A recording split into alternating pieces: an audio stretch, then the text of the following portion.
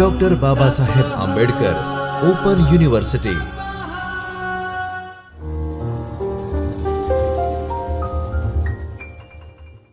નમસ્કાર. આજના આ વ્યાખ્યાનમાં પેપર ACSM 2ના યુનિટ 1 અભ્યાસક્રમ આયોજન વિશે આપણે શીખીશું. હું Viral Thakar, assistant professor special education, doctor Baba Saheb Ambedkar open university વતી આપ સૌનું હાર્દિક સ્વાગત કરું છું. હવે આપણે પરિચય અને શીર્ષક વિશે જાણીશું. આજે આપણે શિક્ષણના સૌથી મહત્વપૂર્ણ અંગ અભ્યાસક્રમ કરિક્યુલમના અર્થ, અવધારણા, ક્ષેત્રો, ચરણો અને સિદ્ધાંતો વિશે વિગતવાર ચર્ચા કરીશું. અત્યારના આધુનિક સમયમાં દરેક શાળામાં અભ્યાસક્રમ મુજબ જ વ્યવસ્થિત શિક્ષણ આપવામાં આવે છે, કારણ કે તે કોઈ પણ શિક્ષણ કાર્યક્રમનો મુખ્ય આધારસ્તંભ છે. અભ્યાસક્રમ વિના શિક્ષણની સાચી દિશા નક્કી કરી શકાતી નથી.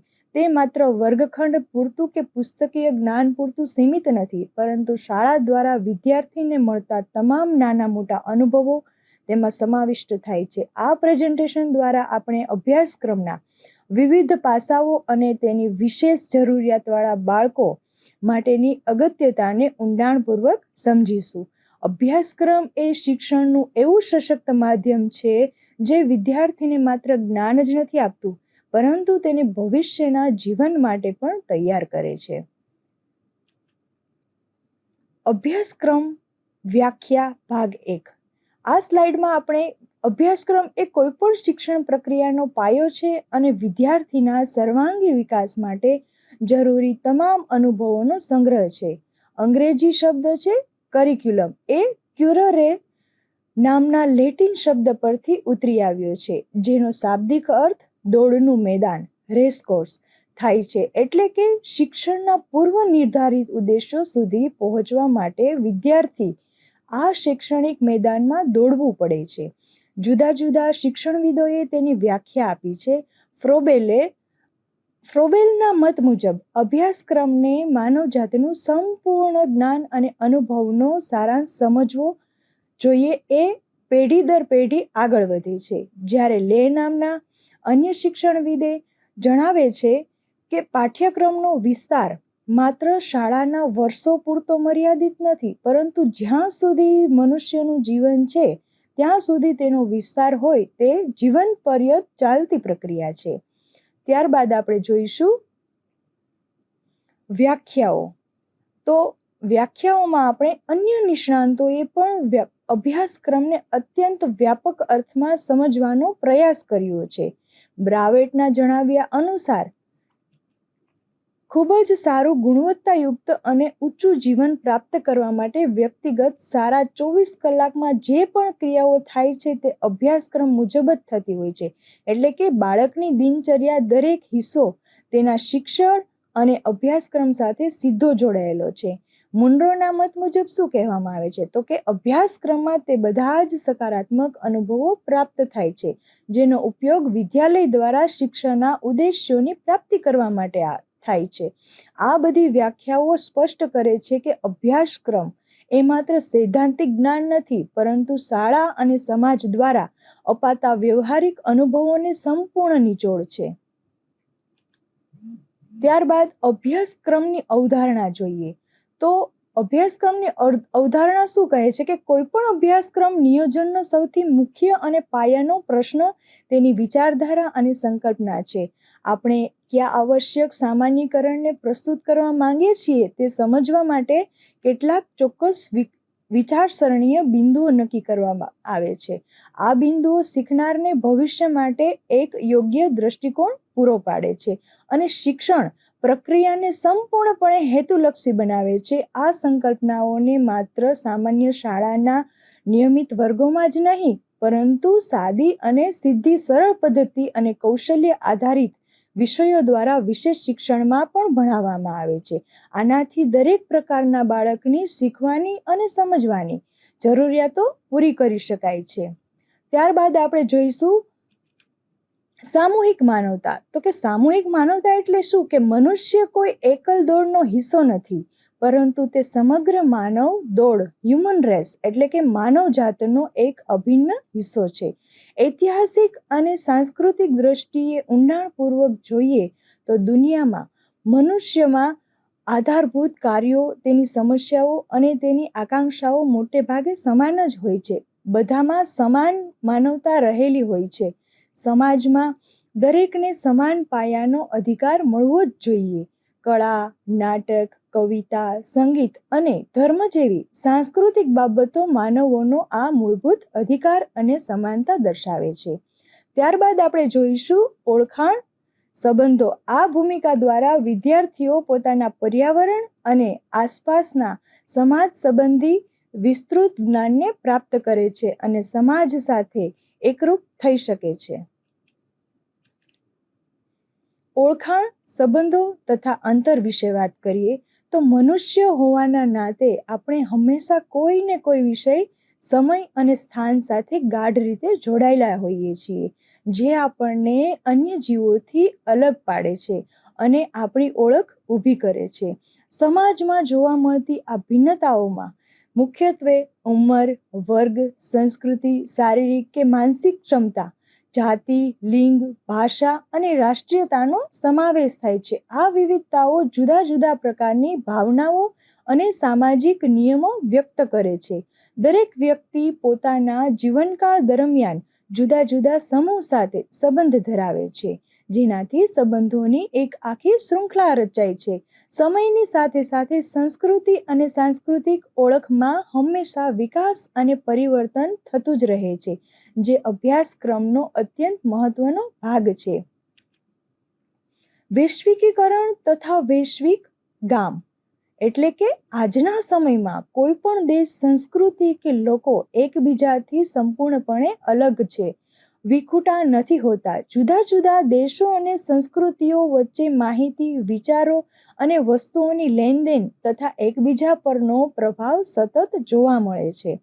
આજના આધુનિક યુગમાં દુનિયામાં કોઈ એક ખૂણે બનેલી ઘટના બીજી જગ્યાની પરંપરા કે અર્થવ્યવસ્થાને સીધી અસર કરે છે, જેને આપણે વૈશ્વિકીકરણ કહીએ છીએ. ભૂગોળના સંદર્ભમાં જોઈએ તો આર્થિક નિર્ભરતા ખૂબ મહત્વપૂર્ણ ભૂમિકા ભજવે છે.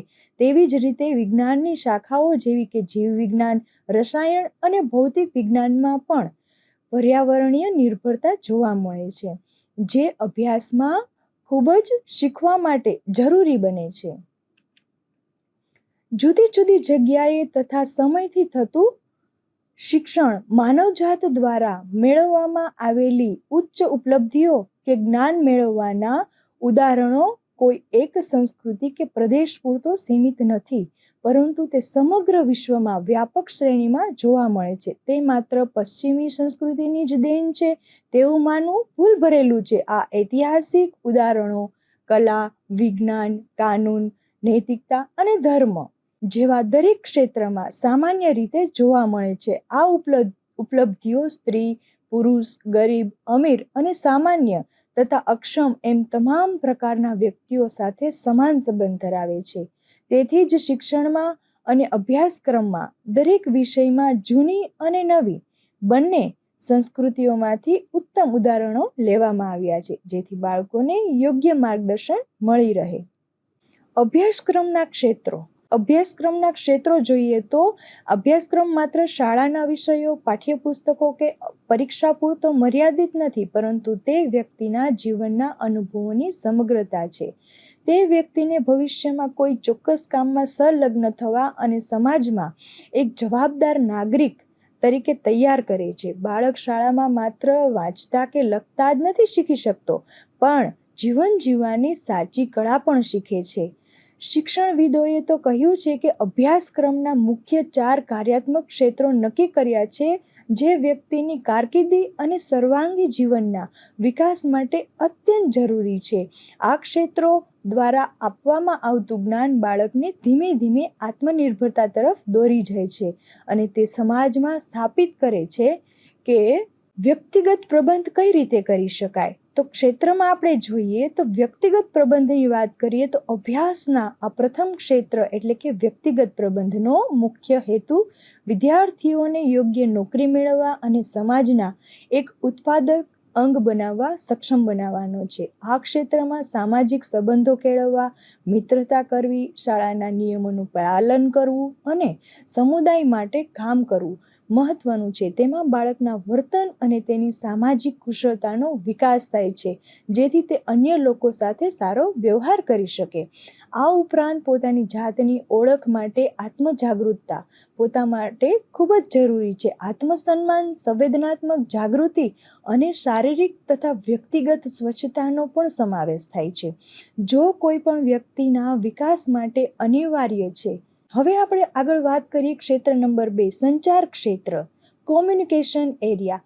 બીજું મહત્વનું ક્ષેત્ર છે સંચાર એટલે કે કોમ્યુનિકેશન છે. વિકલાંગતા ધરાવતા વ્યક્તિઓ માટે પોતાના વિચારો વ્યક્ત કરવા, વિશિષ્ટ સંચાર સહાયતા આપવી એ ખૂબ જ જરૂરી છે.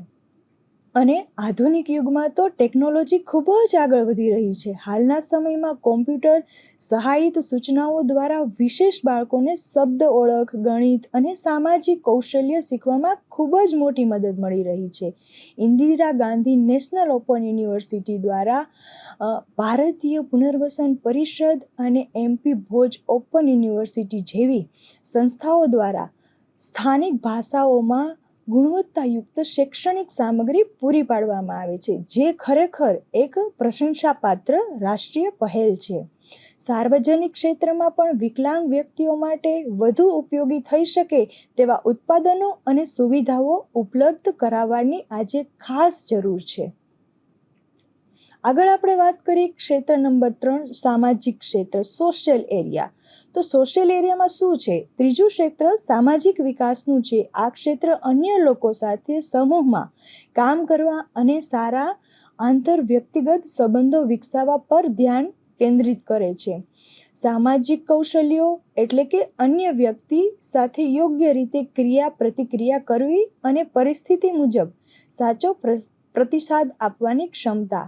શાળા કે કાર્યસ્થળ જેવી ઔપચારિક અથવા અનૌપચારિક પરિસ્થિતિઓમાં વ્યક્તિએ અસરકારક રીતે કામ કરવા માટે વ્યક્તિગત અને સ્પષ્ટ સામાજિક નિયમો સમજવા ખૂબ જ જરૂરી છે. સામાજિક ક્રિયા અને પ્રતિક્રિયામાં અન્યોને પોતાના વર્તનથી પ્રભાવિત કરવા અને લાંબા ગાળાની મિત્રતા વિકસાવવાનો પણ સમાવેશ થાય છે. અસરકારક સામાજિક કુશળતા એ આ ક્ષેત્રમાં અને વ્યાપક સમાજમાં સફળતા માટેની ચાવી સમાન છે. આગળ આપણે વાત કરીએ પર્સનલ કેર સ્ટુડન્ટ. સ્વતંત્ર જીવનશૈલી અભ્યાસક્રમનું આ ચોથું ક્ષેત્ર બાળકની સ્વતંત્રતા સાથે છે. પોતાની રોજિંદી જરૂરિયાત જાતે સંભાળી શકવાની વ્યક્તિમાં સ્વતંત્રતાની ભાવના અને આત્મવિશ્વાસ ખૂબ વધે છે. આ ક્ષેત્રમાં વ્યક્તિગત સ્વચ્છતા રાખવી, પોતાની જાતે ખાવું પીવું, યોગ્ય ડ્રેસિંગ કરવું આ ખૂબ જ જરૂરી છે. શૌચાલયનો ઉપયોગ કરવો અને પ્રવાસ કરવો, જેથી રોજિંદી અને મુખ્ય પ્રવૃત્તિઓનો સમાવેશ થાય છે.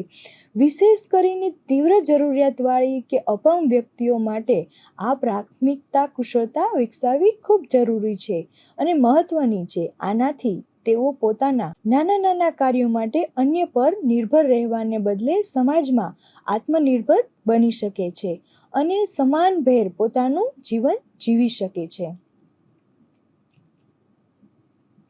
અભ્યાસક્રમના ચરણો વિશે વાત કરીએ તો અભ્યાસક્રમ એ માત્ર વિદ્યાર્થીઓ માટે નહીં પરંતુ શિક્ષકોને પણ વિશિષ્ટ શૈક્ષણિક લક્ષ્યો પ્રાપ્ત કરવા માટે સ્પષ્ટ દિશા સૂચવે છે. આ શિક્ષણ પ્રક્રિયાને અસરકારક અને ક્રમબદ્ધ બનાવવા માટે તેના ચોક્કસ ચરણો નક્કી કરવામાં આવે છે.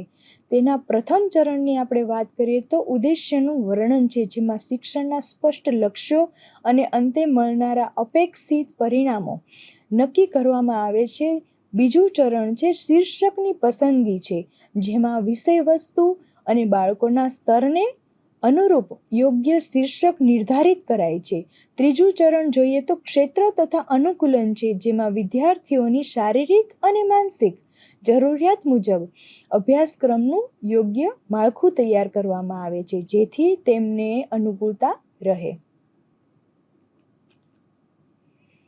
અભ્યાસક્રમના ચરણો.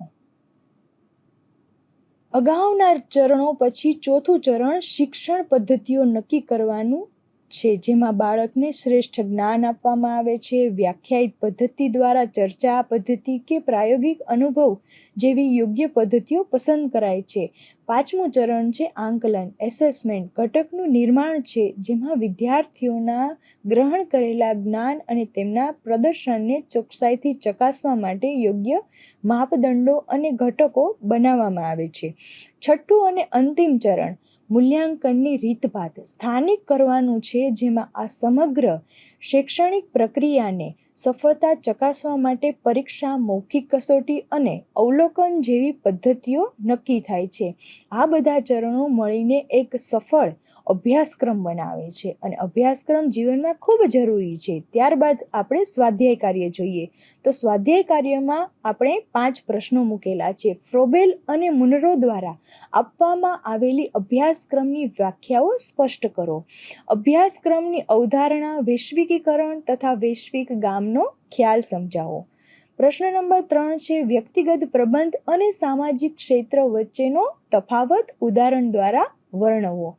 4થું છે પર્સનલ કેર સ્ટુડન્ટ ક્ષેત્ર કઈ રીતે બાળકોના આત્મવિશ્વાસમાં વધારો કરે છે તે વિશે ચર્ચા કરો. અભ્યાસક્રમ નિર્માણના 6 ચરણો ક્રમબદ્ધ રીતે વિગતવાર સમજાવો. આમ આપણે 5 પ્રશ્નો સ્વાધ્યાય કાર્યોમાં કરવાના છે. તો હવે અહીંયા આપણો આ લેક્ચર પૂર્ણ થાય છે. ખૂબ ખૂબ ધન્યવાદ.